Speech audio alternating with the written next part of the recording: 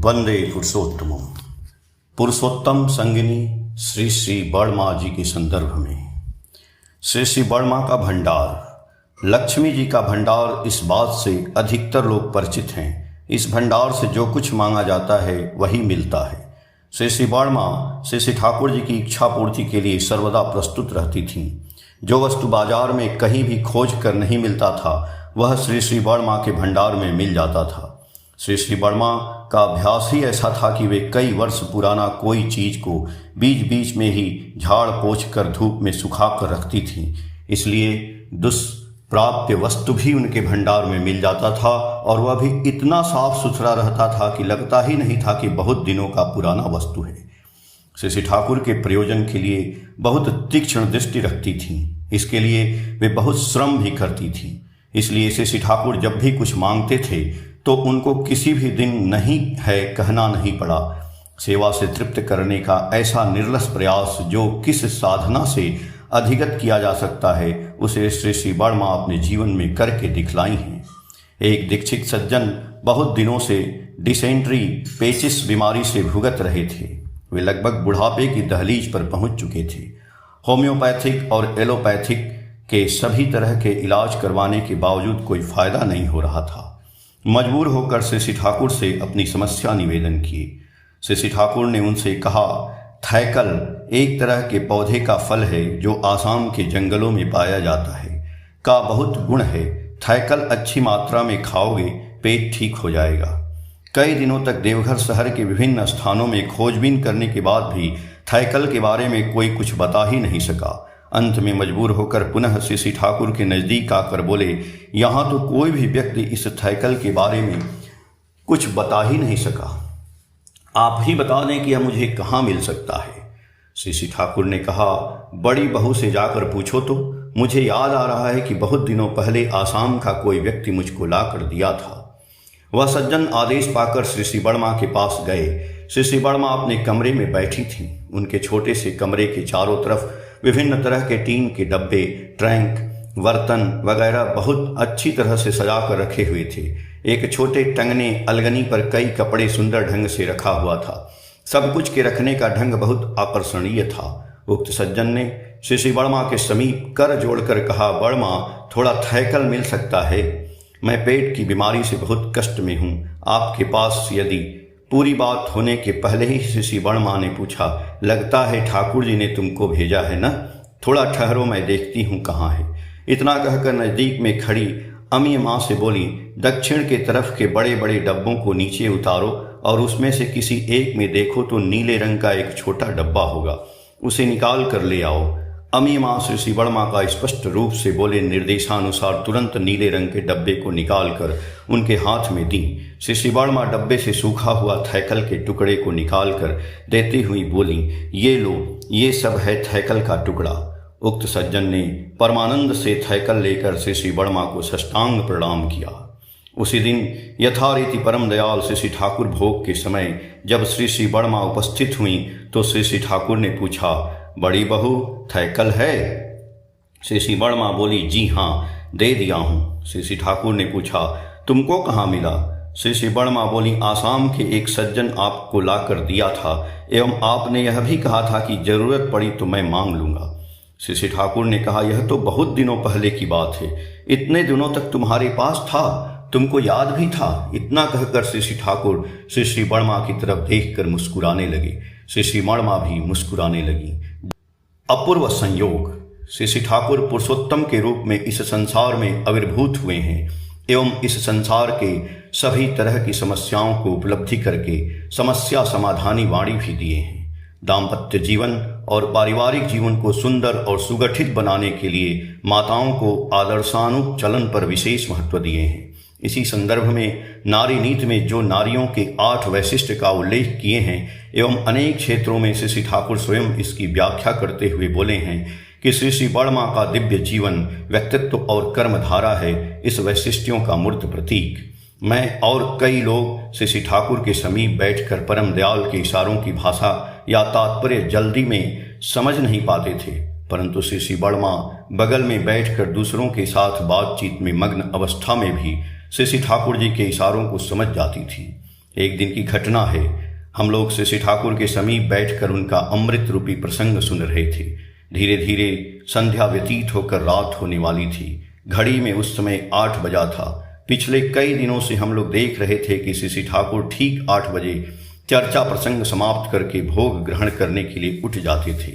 अनेक समय उठने के ठीक पहले सामने बैठे लोगों से अनुमति लेने की भंगिमा में पूछते थे, अब उठें।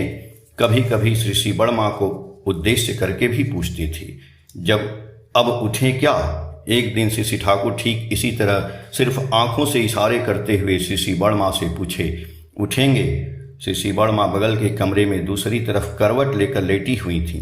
श्री ठाकुर के अनुमति सूचक छोटा सा शब्द जो नजदीक बैठे थे अच्छी तरह से सुन भी नहीं पाए थे, लेकिन श्री बड़मा को ठीक सुनाई दिया एवं बहुत धीरे से उत्तर भी देती हुई बोली, जी उठिए। इस सामान्य छोटी घटना से समझा जा सकता है कि श्री बड़मा श्री ठाकुर के संबंध में कितना सेंसिटिव थी।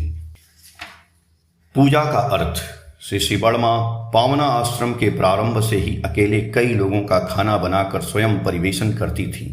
परिवार परिजनों के लिए भी स्वहस्त से सेवा करती थी और बाद के जीवन में अशक्त शरीर से भी श्री ठाकुर जी के तृप्ति के लिए स्वयं खाना बनाकर परोसती थी। ये सब कुछ ही था उनके जीवन देवता श्री ठाकुर जी के पूजा का अर्घ्य। ऐसी असंख्य घटनाएं हैं जिनमें से मात्र कई घटना ही पुस्तकों में लिपिबद्ध हुई है। यहाँ देवघर ठाकुर बंगला की घटना की चर्चा कर रहा हूँ। ठाकुर बंगला के शंकर बरामदे के कक्ष में एक दिन मध्याह्न में श्री बड़मा फिसल कर गिर गईं। बहुत ज्यादा चोट लगी थी। होठ कट गया, नाक का चमड़ा छिल गया, ललाट फूल गया था। एक तरफ चौकी का किनारा और दूसरी तरफ दीवार थी। दोनों के बीच वे दब गई थी। भारी शरीर के कारण किसी भी तरह से खड़ी नहीं हो पा रही थी। धीरेन भुक्तदा दौड़ते हुए आए। श्री बड़मा बोली, मुझे जल्दी से उठाओ, अभी तुरंत ठाकुर जी खाने आएंगे। अपने दर्द को भूल कर वे किसी भी तरह का कोई शोरगुल नहीं की। श्री बड़मा का भाव इस तरह का था कि अगर ठाकुर जी के भोग में थोड़ा भी व्याघात हुआ तो उनके शर्म की कोई सीमा नहीं रहेगी। धीरेन भुक्तदा बहुत कष्ट और यत्न पूर्वक उनको खींच कर खड़ा किए। जैसे ही उठकर खड़ी हुई वे ठाकुर भोग की तैयारी में लग गईं। ऐसा लग रहा था कि जैसे कुछ नहीं हुआ हो। घूंघट थोड़ा ज्यादा चेहरे पर लटका कर चेहरे पर क्लेश के चिन्ह को छुपाकर अकातर भाव से सयत्न पूर्वक आहार व्यंजन आदि की परिवेशन की। ठाकुर जी को पता ही लगने नहीं दी। श्री बड़मा असहनीय यंत्रणा को नीरव भाव से सहन करती हुई अपना नित्य नैमित्तिक कर्तव्य को निष्ठा के साथ त्रुटि रहित भाव से प्रतिपालन करती गईं।